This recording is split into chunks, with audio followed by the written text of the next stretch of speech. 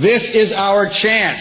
We have installed this Iraqi government, and we can stop the tragedy at Ashraf. Secondly, one of the excuses that Prime Minister Maliki uses for the appalling war crimes that are taking place in Ashraf is, well, that the MEK is on the terrorist list. We promised that they would be taken off the terrorist. We promised that they would be defended by the United States. They have renounced violence. They are a democratic force in a country that has no democracy of any kind. We have an obligation here. And the courts have decided everywhere, including in the United States, that the MEK is not a terrorist organization. It is time the United States caught up with the French and the British and the Spanish and the European Union and take the MEK off the terrorist list. It was put on there for political reasons. The MEK was put on the terrorist list for political reasons.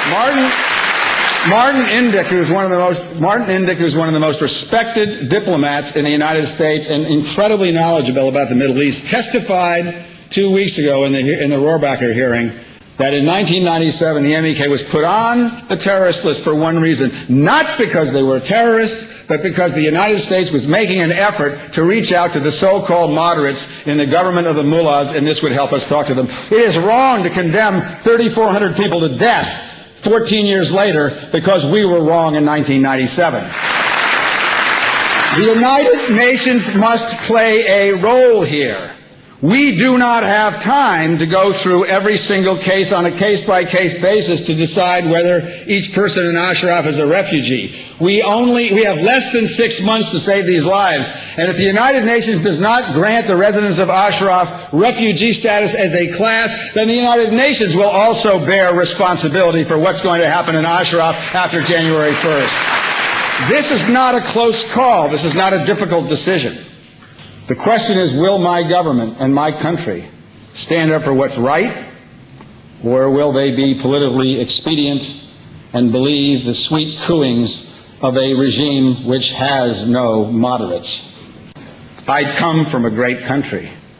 I'm very proud of my country. I don't want to have this end being less proud of my president or my country. It is very clear what has to happen. The people from Ashraf must be moved, not to another location in Iraq, which is a death sentence for those 3,400 individuals. They must be allowed to go to Europe and Canada, the United States and other countries. We, the United States military, must ensure their safety past the Iraqi army, which used to be our allies and now are human rights violators. We must do that. They must be relocated by the end of the year. We must take them off the terrorist list so there's no more ridiculous political excuse for not doing what we need to be doing. And we must stand up and call out the actions of this regime. I don't know why our government hasn't spoken up about what Maliki has done, murdering 36 innocent civilians. I don't know why our government hasn't spoken up about the fact that Iranian troops from the mullahs have invaded into Iraqi Kurdistan in order to attack people in Kurdistan.